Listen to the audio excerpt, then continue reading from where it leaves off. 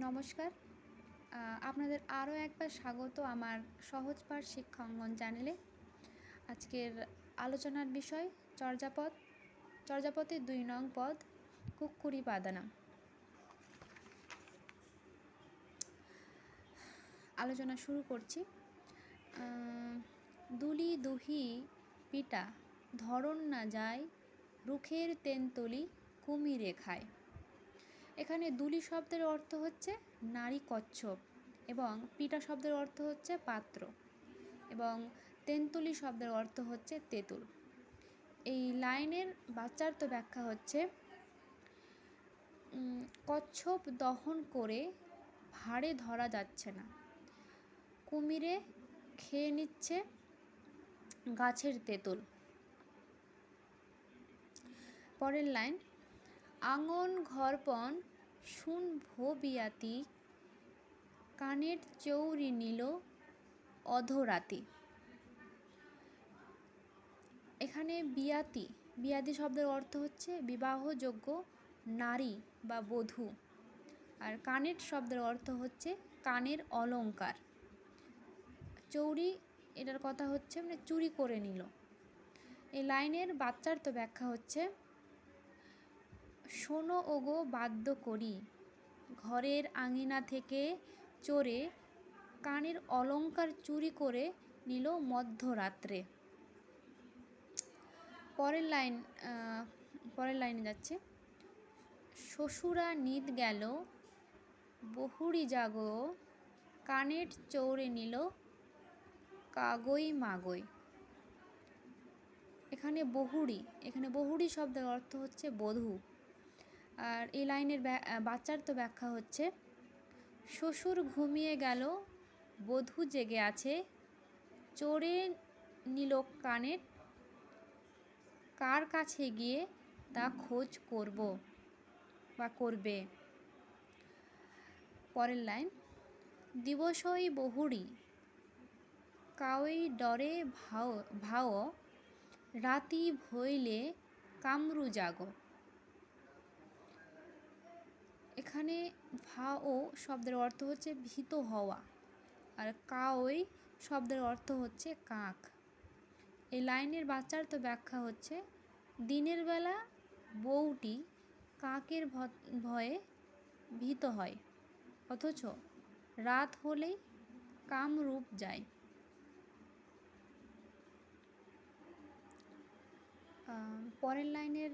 পরের লাইনে যাচ্ছে, ঐশন চর্যা কুক্কুরি পায়ে গাইল,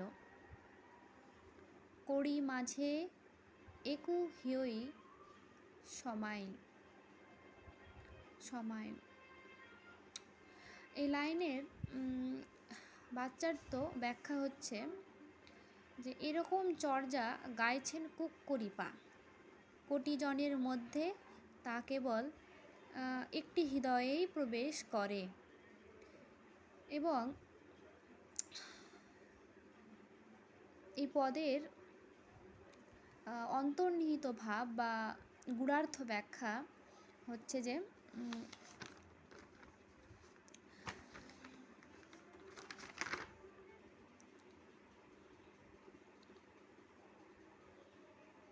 এই পুরো পদটির গূঢ়ার্থ ব্যাখ্যা আলোচনা করছে। দেহরূপ ঘরের মধ্যেই বিরাজ করে মহাসুখরূপ অঙ্গন, আর সেই অঙ্গনেই বা দেহের আঙিনাতেই নির্মাণ লাভ করা যায় যদি মনের ইন্দ্রিয়গুলোকে নিয়ন্ত্রণ করা যায়। অর্ধরাত্রি হচ্ছে প্রজ্ঞা জ্ঞানের অভিষেক দানের সময়। ওই সময় সহজন্ত রূপ চোর কানের রূপী প্রকৃতি দোষ হরণ করে, কেননা গভীর রাতের নিস্তব্ধতা ধ্যানের মনকে নিয়ন্ত্রণ করার উপযুক্ত পরিবেশ দেয়। বৌদ্ধ ধর্ম মতে শ্বাস বায়ু যখন স্থির থাকে তখন পরিশুদ্ধ প্রকৃতিরূপিণী বধূ জেগে থাকে।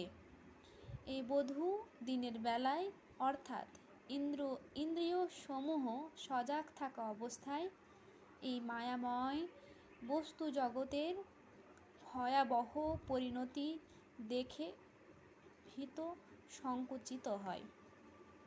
কিন্তু রাতে ইন্দ্রিয় সমূহ সুষুপ্ত হলে সে পরিশুদ্ধ অবস্থায় নির্বিকল্পাকারে কামরূপে মত্ত হয়, অর্থাৎ মহাসুখ সঙ্গমে গমন করে।